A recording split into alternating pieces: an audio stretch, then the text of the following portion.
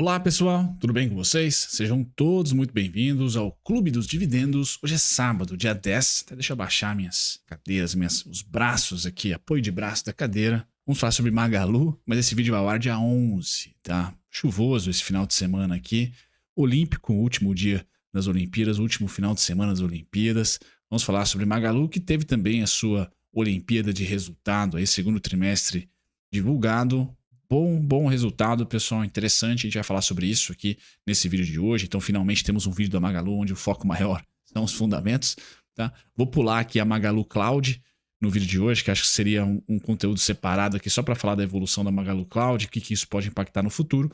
Eu vou mais colocar aqui a parte de margem bruta, crescimento de loja física, crescimento de e-commerce, crescimento de margem, um pouquinho de cenário macro para vocês. E no finalzinho, falo um pouquinho também de opções, por que não? Porque a volatilidade aumentou bastante.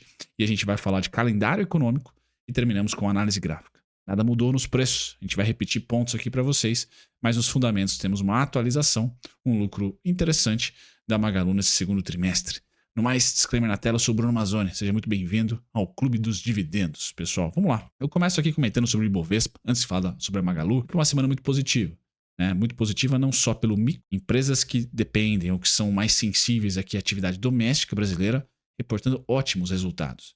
Eu acho que a água no chope ali foi a Petrobras. Aqui no operacional foi bem, mas teve ali vários no resultado financeiro, resultados que impactaram bastante, transformando aí o lucro final em um prejuízo, na verdade, não no lucro. A Magalu é o oposto, teve impactos não recorrentes que ajudaram, sair ali de 26 milhões para 30 e 37, se não me engano, milhões nesse trimestre. A gente até pode comentar um pouquinho sobre isso. Mas o Ibovespa subiu bastante, pessoal, não só pelos resultados corporativos Tupiniquins aqui do Brasil, mas por um movimento macro muito importante, que eu comento no vídeo da Itaúsa. Então, eu convido vocês a acessarem o card aqui, o vídeo da Itaúsa, que eu falo do movimento do iene japonês, falo da ata do cupom.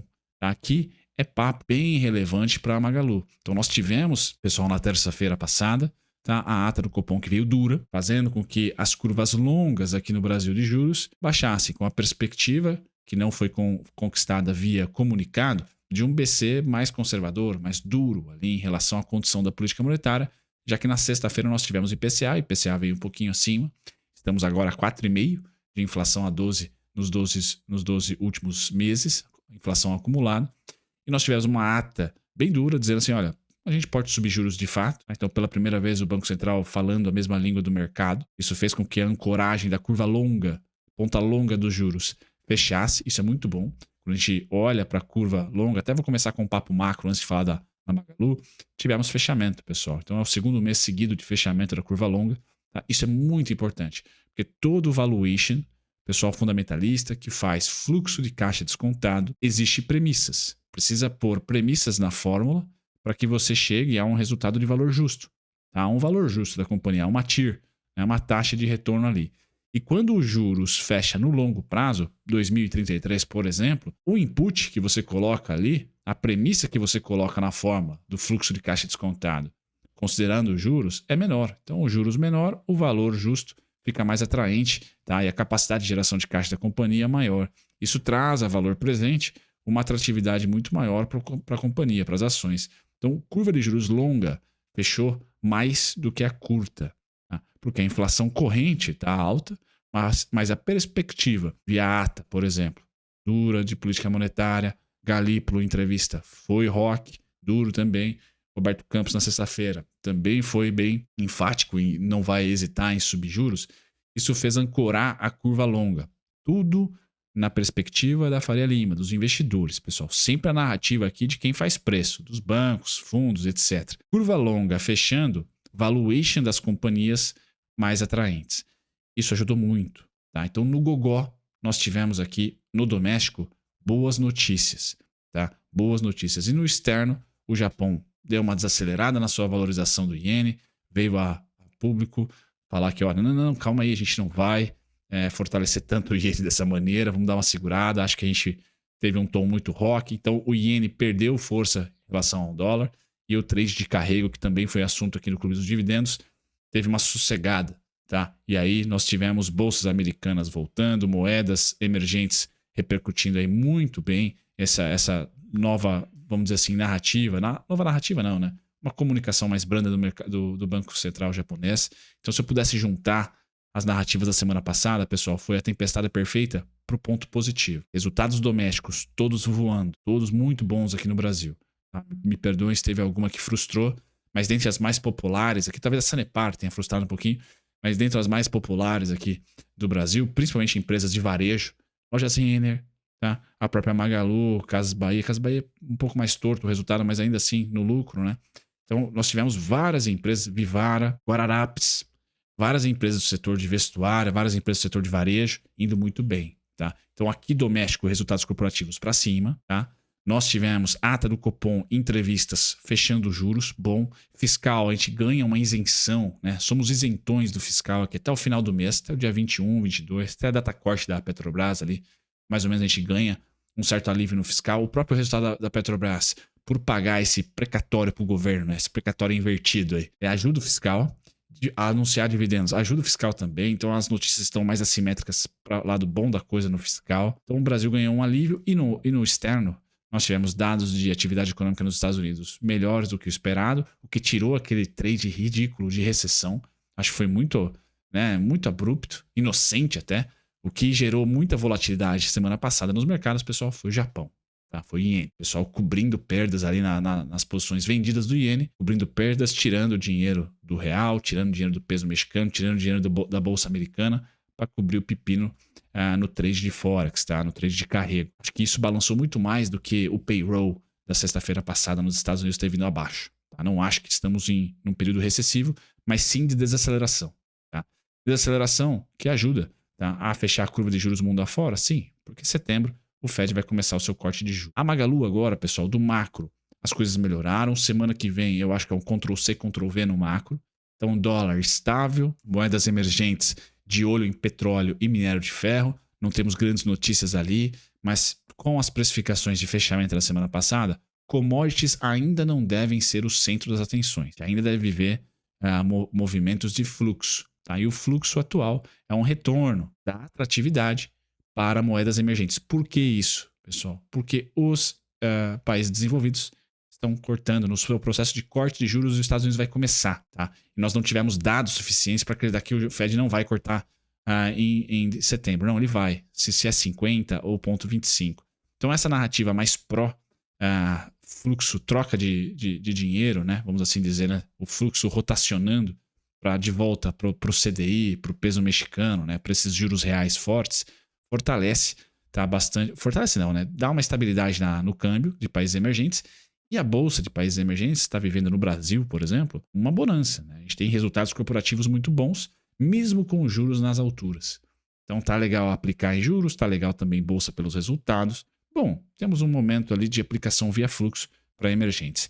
Aqui eu quero destacar nos resultados da Magalu. Vou dar alguns destaques para vocês. O primeiro, pessoal, desenrola ou não só a Magalu, mas a Lojas Renner, tá? A própria Casas Bahia, melhoraram muito a inadimplência dos seus cartões de crédito do pessoal ali do PDD, né? O pessoal que parcela nos marketplaces, nas varejistas. A Magalu, por exemplo, sai de um prejuízo em 2023, tá? De 66 milhões para um lucro de 71 milhões em 2024 na sua Luiza Cred, né? No seu crediário, no seu crédito. Tá? Então o banquinho Magalu, tá, conseguiu lucrar de novo. Tá?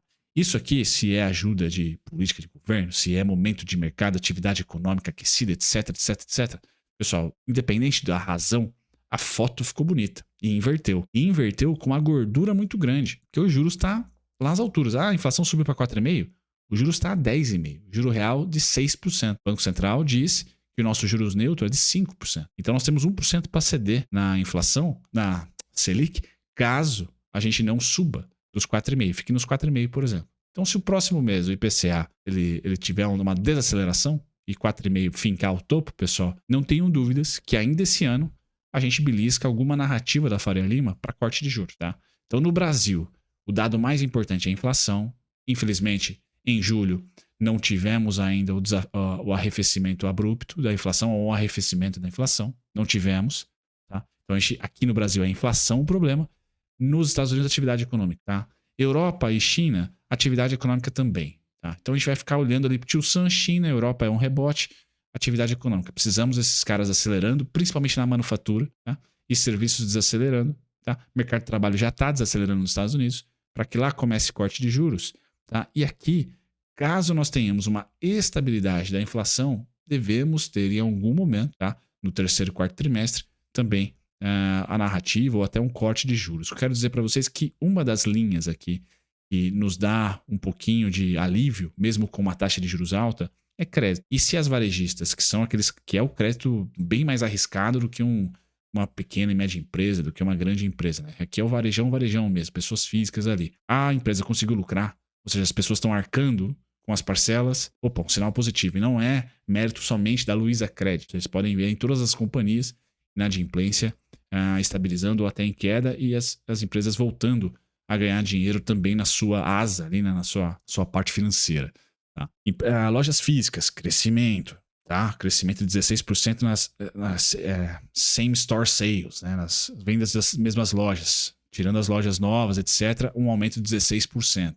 Então, um crescimento muito bom. Tá? Um crescimento bem robusto. Do segundo TRI para o terceiro TRI. Do segundo TRI 23 para o segundo TRI 24. Tá? Isso é legal de se observar, pessoal. Mostra que a atividade econômica no Brasil ainda está acelerando. Então, revisões do ano foram feitas de 0,5% de PIB no começo do ano. Já estamos em 2,1%, se não me engano, no Boletim Focus. Né? Podemos voltar a atingir os 2,5%, 2,9% do ano passado. Então, o Brasil talvez não desacelere esse ano aqui, mesmo com enchentes no Rio Grande do Sul, mesmo com o agro tendo algumas quebras de safra por causa da onda de calor, né, que nós tivemos em novembro ali, etc.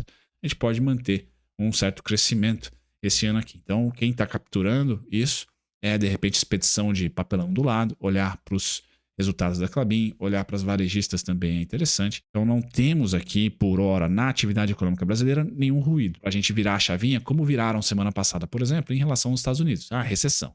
Não, aqui não. Aqui a gente não tem ainda essa narrativa. Tá? Até por isso que eu acho que o Fed corta juros e a gente continua com os 10,5%. E esse cortar do Fed e a manutenção da nossa Selic a 10,5% vai ser positivo, tá? Para o nosso mercado e para o nosso câmbio. O carry vai aumentar, né? O nosso juros vai aumentar em relação aos Estados Unidos e a bolsa não está repercutindo nenhuma, por hora, vamos dizer assim, nenhum sinal de que o juros está batendo. Não há nenhum sinal ainda. A gente está recuperando. Talvez a queda de 3,75 para 10,5 já tenha sido suficiente para a gente ter a volta aqui de resultados bem robustos. O segundo TRI, pessoal, foi muito robusto. Tá? E não é um trimestre conhecido, principalmente no varejo, como sendo um trimestre maravilhoso. Tá? Tem Dia das Mães ali, talvez festa junina. O terceiro e o quarto TRI, para o setor, aquece. O terceiro TRI vai aquecendo devagar, mas principalmente o quarto TRI. Então vamos dizer que elas estão navegando pela barriga do ano. Se chegar ao terceiro TRI, um resultado consenso. O quarto, a gente vai ter uma expectativa de um rally natalino, né? Porque se conseguiu, ao longo do segundo e terceiro TRI, reportar lucro, bons resultados, né? Consenso, o quarto TRI tende, sazonalmente, a ser muito melhor. Tá? Então, bom, temos ali o trade da Black Friday, né?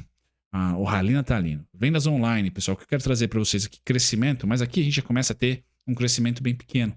Tá? Um crescimento até, às vezes, abaixo do PIB, né? O crescimento do e-commerce foi de 1%, tá? O crescimento do marketplace foi de 4%. Crescimento nas vendas de lojas físicas, 14%, 16% nas mesmas lojas, sem a abertura de novas. Tá? Então, o que eu quero destacar para você é que a Magalu está chegando num topo, e ela está confortável com isso, do crescimento ali do seu e-commerce.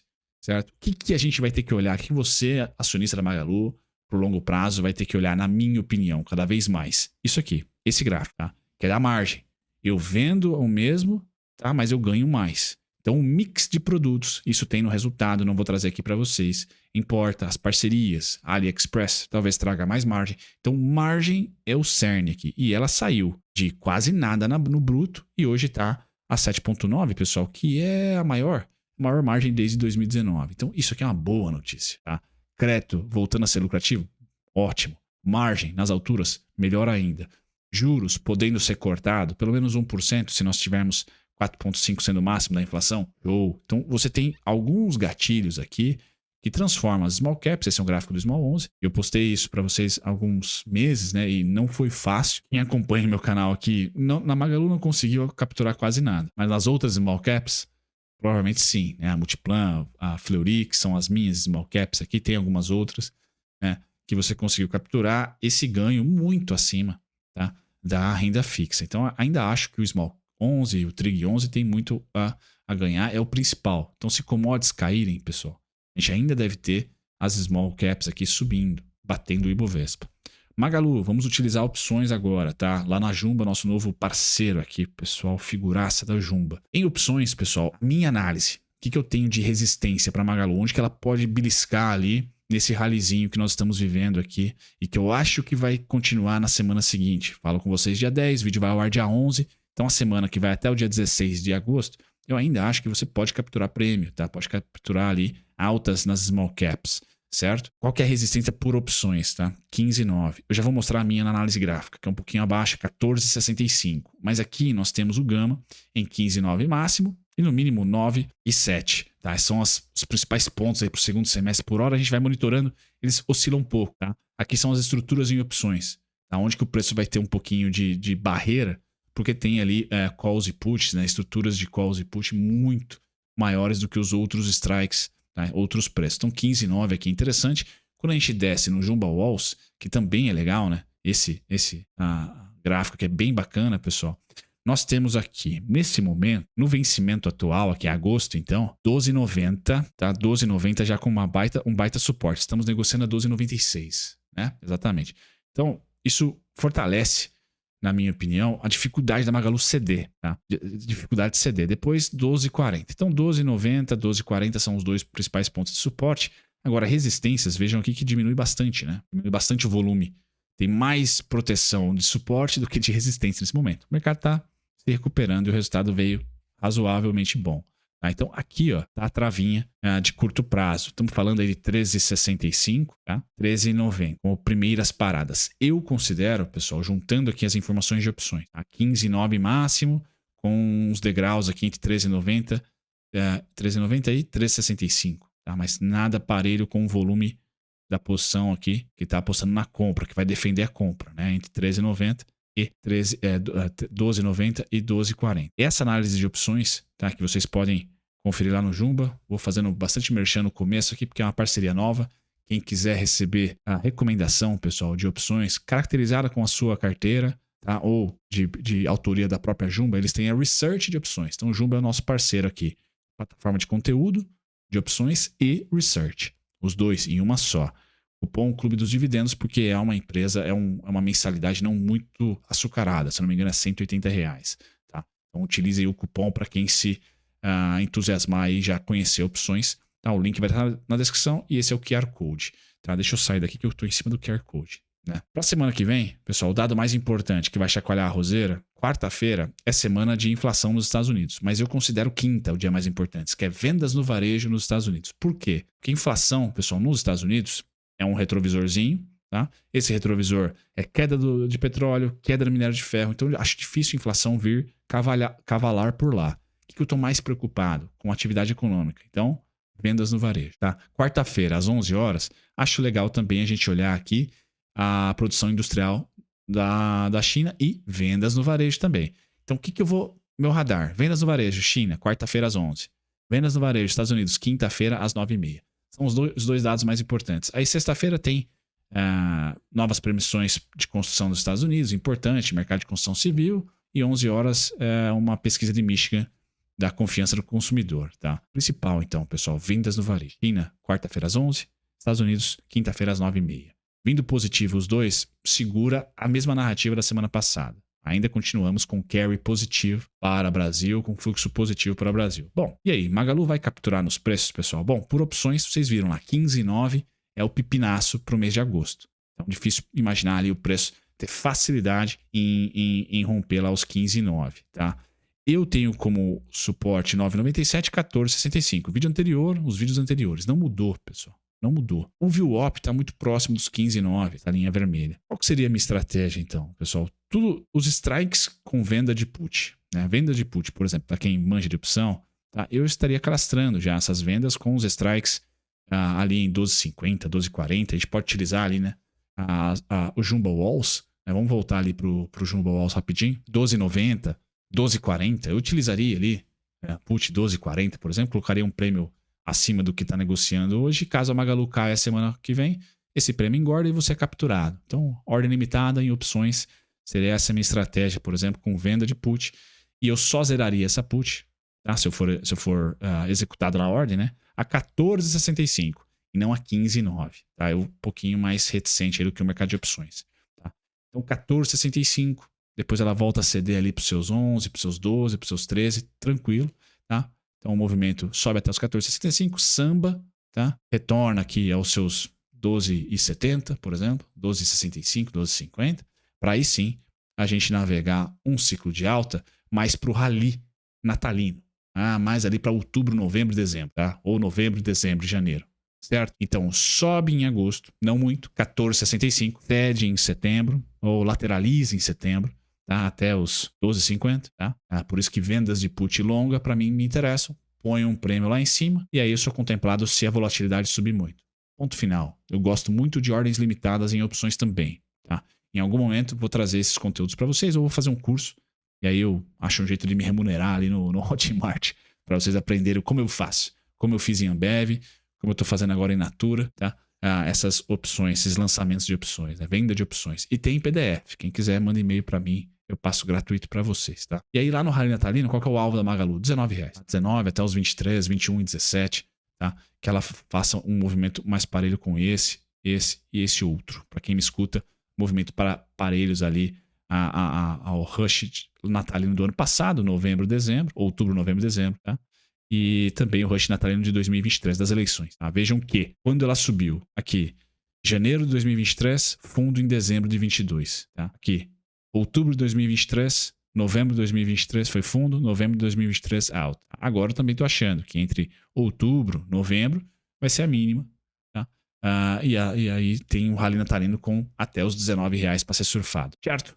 Pessoal, entre R$19, para não falar que é exatamente R$19, 21 e 17. Tá? Então, qual que é o alvo do rally natalino da Magalu? 21 e 17. Tá? 19 a 21 e 17. Acho que vai em linha reta a partir de agosto? Não. Por isso que eu gosto de estrutura com opções. Estrutura não, né? Venda de opções para quem está posicionado pode ser interessante. Só que eu não vou ao mercado. Eu cadastro o prêmio do strike dos 12,40 a 70 centavos. Eu cadastro a 1,20. 1,40. Aí deixa lá. De repente a Magalu me cai em agosto, tá? E aí esse prêmio engorda. E eu, pum, levo. Fala, Cana. Tá com vencimento lá para janeiro, tá com vencimento lá para dezembro, tranquilo. Magalu subiu nos 14,65, desidratou esse prêmio, eu vendo. Eu recompro. Bom, essa seria a minha estratégia maluca na Magalu. Não se preocupe se você viaja e boia em opções. Vai ter conteúdo aqui no canal. Eu só acho que eu vou fazer remunerado. Vai fazer um curso que eu monetize, porque é complexo e demanda um pouco de organização, sabe? Módulos bonitinho ali, porque senão vocês vão boiar se eu fizer vídeos como é esse, né? Que é macro, micro, a valuation eu não falei, e aí análise gráfica. Tá? Eu acho que opções tem que ser só opções, tá? Análise técnica e opções, certo? Acho que essa é o que eu penso e eu vou fazer isso. Não se preocupe. Um grande abraço, pessoal. Obrigado pela companhia. Tchau, tchau.